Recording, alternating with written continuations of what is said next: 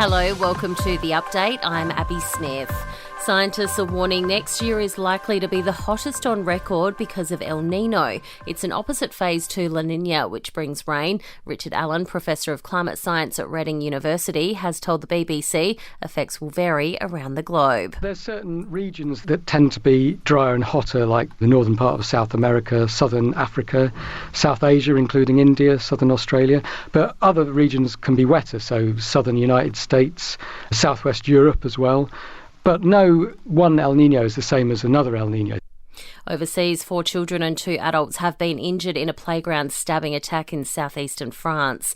A 31-year-old man shot and arrested by police. He's been identified as a 31-year-old Syrian refugee with no known terror or criminal links. This man's children were at the park at the same time and says they'll be forever changed.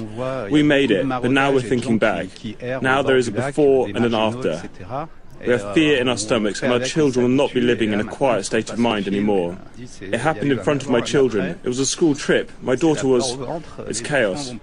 As many question whether they're being paid enough, the tax office has released data showing the top earning occupations. Surgeons and anaesthetists remaining the top earning occupations, with average taxable incomes above $425,000. Coming in at 10th, financial advisors averaging $170,000 a year.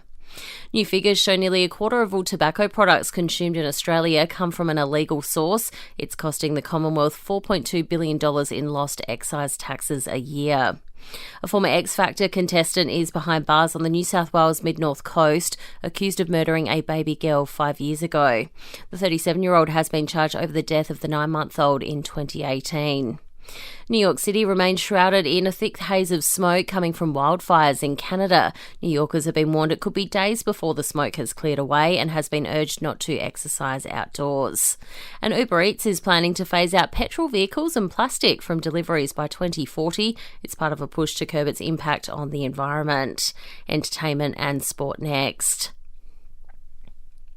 No fairy tale ending for Buddy Franklin in his 350th match of AFL. The Swans last night went down by 14 points to the Saints at the SCG, St Kilda's first win there since 2009. Franklin booted 2 goals to move to 4th on the league's all-time goal-kicking list. Sydney coach John Longmire concedes his side needed to be more disciplined. When we played really well for the majority of that quarter, 10 scoring shots I think we had, and just on half-time we just the last 5 or 6 minutes gave away 2 free kick goals.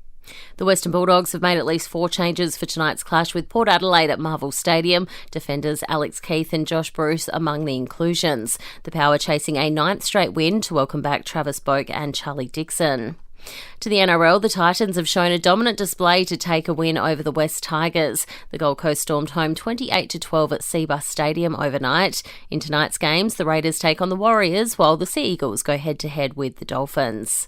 And in cricket, Australia has India on the ropes after day 2 of the World Test Championship final at the Oval. Chasing the Aussies' first innings 469, India were 5 for 151 at stumps. Travis Head made 163, while Steve Smith was dismissed for 121. In entertainment news, the TV classic Malcolm in the Middle is coming back to our screens 17 years after it was cancelled. Bryan Cranston played the show's dad Hal and has revealed he was approached about a reboot by the show's creator. Cranston says he's curious to see what's happened to the family after all this time. Rebel Wilson has revealed a shocked new career move, the Aussie actor inking a deal with Warner for her own record label, Rebel N. And Leonardo DiCaprio and Gigi Hadid have fueled rumours they're dating. The pair arrived at the same London hotel just minutes apart, with Gigi even arriving with Leo's dad.